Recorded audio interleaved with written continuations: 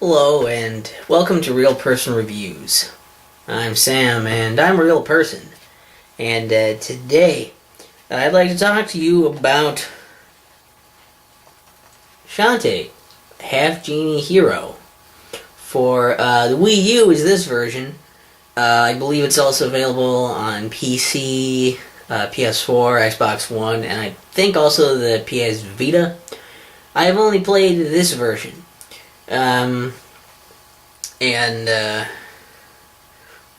Fun bonus thing about this version, it comes in this box with a physical copy. You can also get it digitally, but the physical one comes in this box that has the game in it, and it comes with the soundtrack, Risky Beats. I'm not really reviewing the soundtrack. I haven't actually opened it yet to listen to it separately, but these are things you get with it. I'm just going to hold these up while I start here so I know in the video where I need to edit off of my face, because I won't be holding these up anymore. This review is going to be about specifically this version, and it's going to be kind of assuming you know a bit about the Shantae series, as it is the fourth game in the series. I'm going to assume you're somewhat familiar with it by now. Not that you necessarily need to be to jump into this game, but shit, we're probably, like 4 deep by now. I'm planning to release these at this point in a row, so hopefully you're kind of up to speed by now. And there's also a written review you can check out before, after, or instead of this video review that, in uncharacteristic move for myself, I have decided to do the video first. Oh wait, no, I did write the review for this first, didn't I? That was smart of me, but I've been writing so many reviews lately to catch up, I'm just all over the place. So check that out if you want it to probably sound better and not like I'm a scatterbrained dipshit. Which I am, but if you don't want me to sound like that, you can go there. And I think that's pretty much it, though. So let's just dive right in, shall we?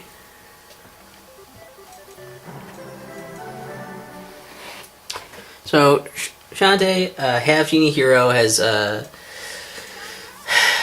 sort of it's not like it's a real complex plot, but it feels like it's kind of a mouthful to explain all of it. All it really does is just a bunch of shit to set up this idea that you're trying to get this machine up and running. It's called a dynamo. You find the blueprints for it, and you want to get all these pieces together to try and create this machine that will make it easier for you to protect the town. I mean, that's essentially the idea. Even though in the beginning some other stuff kind of happens, you're kind of warned about stuff that's going to happen in the future. But as far as your main goal throughout most of the game, it's simply trying to find all these components you need to try and build this machine. So you're off trying to just find those pieces, which requires you to go to all these different places across the world that you fly to. The main town is like a hub, basically. There's an item shop where you can buy stuff with gems that you pick up for killing enemies and breaking pots and shit. And you can buy some spells here, and consumable items, and some moves, and upgrade them as well. So you can buy, like, the ability to make your hair whipping do more damage, or to make it go faster. You can buy potions to heal yourself, and you can buy spells which consume a magic meter to do things like having like some kind of like bubble shield or some kind of projectile magical spell. They'll go into that. There is also a bathhouse which you can go to refill your magic and your health by sitting in the water. There's also a lady in there who gives you tips, which I didn't ever talk to because I wanted to try to figure stuff out, and so I don't know how helpful or unhelpful those tips are, but it's to kind of put you in the right direction in case you hadn't been playing for a while or just don't really know what you're supposed to do next. There's Uncle Mimic's workshop, which is where you usually are going to go to return those components you have found, and then just find out, what you need to get for the next components. There's also a museum where you can go and, if you find keys throughout the different levels, you can use those to unlock doors to see concept art and some fan art. And there's a few pieces of bonus art for meeting certain requirements, I guess, for beating the game, that are unlocked after you do those things in the, in that museum. And then there's Sky's Hatchery, which is where you go to ride her supersized version of Wrench to try and fly around to these different places. Granted that you have found a map to the new place you're supposed to go to, and you still, do the platforming stuff, the 2D platforming. You're running around, you're whipping people with your hair. Throughout these levels, you'll be finding these different abilities. You learn different dances to do transformations into different creatures, like you're used to in the series. Each of these transformations has some kind of inherent ability, such as, for example, the monkey dance transforms you into a monkey, which can jump a bit higher, is a bit smaller, so it can fit through smaller gaps, and also can cling to walls, and because of that, can kind of like climb up and down walls. So I guess cling to walls would be more appropriate way to put it. And climb on them, kind of cling on and climb up and down them and whatnot. You can also find hidden throughout these levels different abilities for each of these different creatures, each of these different forms.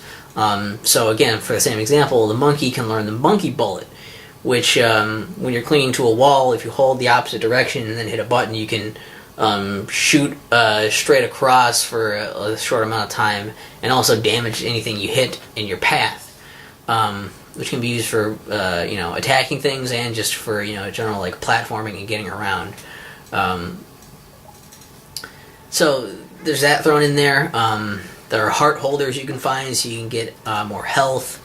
And those gallery keys are hidden around places. There are a few other collectibles. Some are just more for completion, and there are certain collectibles you need for, I think, getting an extra form of the boss fight or something at the end of the game. Either that or it's just a cutscene bit. I'm not entirely certain, as I only know that I played through and got them all. But I believe it might just be either an extra boss part or an extra cutscene bit at the end. I'm not entirely certain. They're mostly for completion, though. And then there are a lot of key items you'll need to get in order to do things like these little side quests and trading with people and doing things for them. So they'll give you things that you'll need to do other things, the whole kind of trading thing that happens. There are also a few dances you can get in that are exclusive to shops in the middle of these levels, which you'll find basically this jar, and a snake lady will come out of it when you hit it, and you can buy stuff from her. One of the dances, I mean, there's a few dances in there for you to get, and some other items that you can get there that are also in the town, but might be more convenient to get there if you need them on the fly.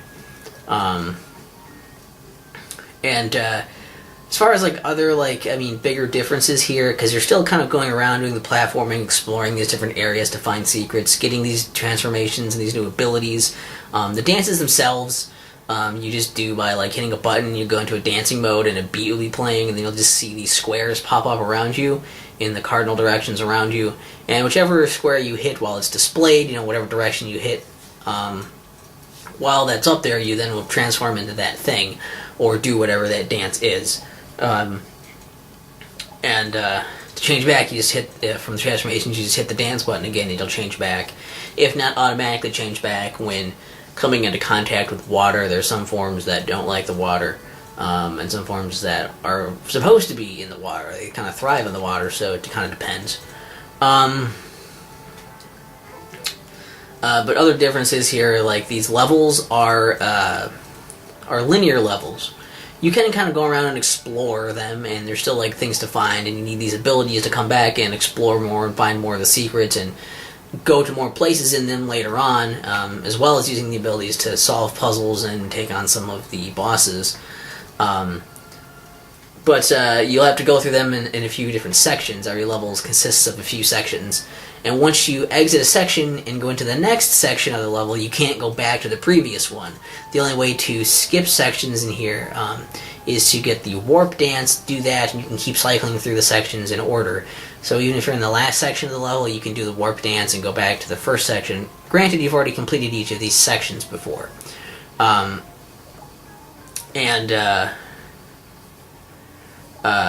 the end of each level is a boss encounter with a big boss. You only have to fight him once, though. Once you come back, the boss is not back. You can just exit. Just all the main stage stuff is still there. And so, like, that's a bit different. There's not this big, Metroidvania kind of map going on. I mean, that's maybe the biggest change to the design, and also, visually speaking, it's all, like, hand-drawn stuff, as opposed to a bunch of, more pixelated visuals. That, and the soundtrack, I mean, as you can see, getting a physical soundtrack with it might tell you something. That it's a pretty updated soundtrack that's trying to utilize, I guess, probably trying to utilize the sound systems a bit more. It's pretty bumping in terms of just how it outputs versus the previous titles as well. You can just go into these different levels, you get these maps and components, and it kind of progresses in more of a linear fashion. There is revisiting levels, but a lot of times it's to get some secrets or just do a few things, solve some puzzles, do some of that you couldn't do before. And it's not as much of a Metroidvania thing as it is more of a classic style platformer in a lot of ways. Reminds me almost more of something like a Mega Man game at times. As far as that design goes. And once you've gone through all these levels and you've gotten all these components, then you have one final showdown to go to with a big final level and final boss fights, and then you beat the game. It's essentially that without trying to ruin any of this plot stuff that goes on. That's basically the game. I mean, you run around and hit stuff with your hair, jump around, transform into animals, find stuff, that get new abilities that help you explore more places and fight more stuff and do more things. The game pretty much is that, and it's great that this game knows that it's that. That's one of the things I really liked about Half-Genie Hero, is that it knows it's the fourth game in the series, so it's like, well, we're not going to try to make a big deal out of explaining every little thing to you. We're going to make it easy to do your transformations, quick and fast. We're going to make it pretty straightforward what you're supposed to do. We're going to punctuate it with a lot of awesome music. The soundtrack is really good. I really like it. Like, all the tunes are like really cool, like dance tunes, and they're so like upbeat, and they give you so much energy. It's fucking sweet. And we have some goofy humor. Some of the humor, like, it wasn't like really terrible, cringy humor. A lot of it was just like weird enough where it would catch me off guard, and I thought it was really funny. Like, it was the one joke I just thought was so good that got me. I was laughing for a couple minutes after it was like, haven't you heard this story?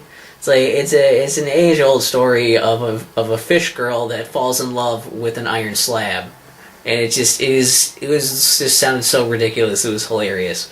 But yeah, like there's a lot of like, and like again, the visual style too is all like hand drawn and stuff, and just a lot of these things. I think they took the time in places to make it more satisfying and more fun. And make it so you would enjoy the experience instead of trying to drill it into, like, this is epic or important. It's like, yeah, you've played this, you kind of know what you're doing, we're not going to over-explain it, we're just going to let you kind of go around and figure it out, and have fun with it, and we're just going to make sure that it works well and is good on our end. And I think that, like, they trust you enough to take care of the rest and not need, like, to add some unnecessary importance to it that really isn't there. It's kind of more like fluff, and like I respect that a lot. I think that went kind of a long way towards it not feeling like it was padded or anything. And the art style also, like, a lot of the characters, especially the female characters, not that I noticed, but I did. The style has shifted more from, I guess, a little more to a cutesy style in the cartoon area. I noticed that. So, like, Shantae looks adorable in this game. That's not something I'm going to complain about. I'm not going to complain too much about that. But yeah, there's that, and it manages to implement the use of your different abilities and forms into going back and exploring more if you want to get all the stuff, as well as making it so like you're constantly feeling like you have something new you can do. You're making more progress, and it's constantly like working into both like the exploration, or I guess into the exploration, the action, and like the puzzle elements of it. And I think that's really nice that they managed to make it so that the stuff did feel like everything you were doing kind of fed into everything else, rather than here's like an action section and here's like an exploration section and here's a puzzle section. So it's integrated in a really nice way, the way you use everything, and I really appreciated a lot of that. And again, like it just functions really well. Like the controls are all like, nothing seems like it's a revolution or anything, but it doesn't need to be. It all works well, and I don't have the controls to complain about. So they're all pretty good if they're able to do that. Especially with like the 2D space, I guess. Some stuff in the game is 3D, but since almost all the characters are two-dimensional, it's still easy to check, like see like the hitboxes and what you're doing. It doesn't feel like awkward like a lot of 3D rendered games with 2D gameplay have. So that's really, I think, a nice compromise they picked between those. There's like some of the stuff in here is like 3D with the environments and stuff, but most of the characters are 2D, so they stand out, and it's easier to tell what their hitboxes are, and it makes it easier to play because of that. Even if they are really well animated, it never felt like the animation was getting in the way of the gameplay. I mean, yeah, it's really fun. It's really good. If you like the other Shantae stuff, like this is more of that. Only downsides I can really think of for this, I guess, are that I do sort of miss some of the stuff from the previous ones. Like I do think like the making them all different levels and having to go through the different sections of the levels and do the warp dance thing, that's kind of tedious, and it makes it feel very sectioned off. It doesn't feel like a big connected world anymore, like it used to in the first couple. It feels more like it's just a bunch of different levels you can go to, which I don't prefer as much. I also do kind of miss like the ideas from Shantae and the Pirate's Curse, where you kind of had more of like a Zelda vibe going. There weren't really like dungeons or areas or anything like that. It's all just straight go through the levels, and these areas are the levels. And all the story stuff, pretty much anything with that, happens in cutscenes during levels, like with boss fights and whatnot. And then, like, in the town back there when you're talking to people. So that's that's a bit of a shame. The game also feels a little short. It's really not that short, but it feels, I think, a bit shorter because of just the nature of how easy it is. There's no fluff to it. There's no, like, grandeur to that stuff. So, like, you kind of go through and you feel like you're kind of just getting all the stuff, doing the thing, going to the next thing. You just keep going. And, it's not so much of a complaint, but it just feels shorter than it is, and maybe that's good. You're like, this could have been more, and I still would have thought the pacing was really good. But you might also end up finishing it and being like, that was it. And I guess I didn't really feel that much, but I could see somebody having that kind of reaction to it. I don't know. It's the only other thing that bothered me, I guess, was on the main menu. There's like these other modes you can do. Right when you start, you can do hardcore mode, where it's like, well, it basically enemies do more damage, so it's like, and you have to hit them more to kill them. So it's like, it's just the same kind of thing, just harder with the balancing of that. And it's like, well, I don't think that's all that unique. If you thought it was going to be too easy, or if you already played it before and you're like, well, I'll play it again, I'll do it on hardcore mode because then it'll be a little harder now. Maybe, but it doesn't seem like all that enticing. You can unlock the mode, from beating the game, you'll unlock hero mode, which is basically, you just start the game with all of your transformation dances, which is good for speedrunning it, I suppose, but again, like, there's not really much incentive to do that right away. It'd be like, I'm going to play this game again, but I don't want to go through all the story stuff and get all those things and work with the interesting pacing of getting new forms and then their abilities and all that. It'd be an interesting thing, but because it's so much of the same, I don't know if it's all that appealing. And the one other thing on the menu that really pissed me off was it had a campaign where you could play as Risky Boots, and I was like, that sounds awesome. I was like, I'm going to do that. It's like an alternate story thing and everything, and That's DLC. It's on the menu as if it's just there and unlocked and you can play it. But then when you go to play it, it's like, you don't have this DLC. And it's like, you want to go to the eShop and buy it? And fuck, no, don't put it on there if I don't have it. Or at least have a thing on it if you're going to be, you know, a dickwad and put that on there as if it's like part of my game. And you're taking it away from me. Is have a symbol on it that shows this, like, oh, you need to buy it. Don't make it look like I just have it already. You know, like that really pissed me off, that was like a thing they did that just feels really greedy. Even if the rest of the game was good, and I'm sure that campaign's probably fun, but this is about the base game, which I didn't mention at the beginning. Oops. The base game and what you get for getting the game. So maybe later on I'll review that. I think there might be more campaigns or something coming, but for now, that's what we're dealing with, because you can't have a complete game come out anymore. Not even a Shantae game.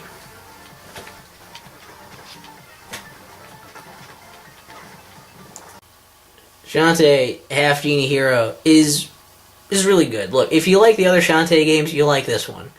And like, sure, Shantae isn't as sexy here. She's a little just more on the cute side here. That's fine. If you wanted her to be more cutesy, you're gonna love that. And you could still take a peek. Whatever. I'm not gonna judge you. Just like I'm hoping you're not gonna judge me. And I managed to get this in the box with all the stuff for like $20. I don't know if you can get that everywhere for that price, but the game itself, base game, no DLC, no extra soundtrack stuff, just getting the game is $20 digitally, I know. And so that's not too bad of a price for this.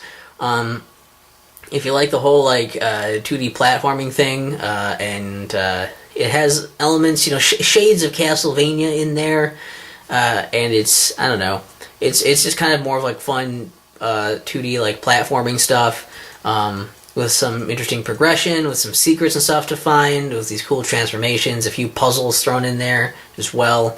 A good mix of these gameplay ideas, with this nice aesthetic, killer soundtrack, and this nice hand-drawn visuals. And this one also might appeal to some of you. I know a lot of people played Cuphead so much. Well, here's more drawn stuff for you.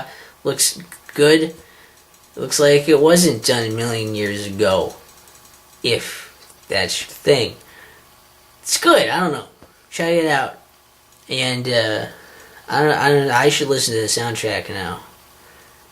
I guess you could say I am ret to go. I mean, I don't make it sound as cute, but I also don't understand what it means either. So don't feel bad.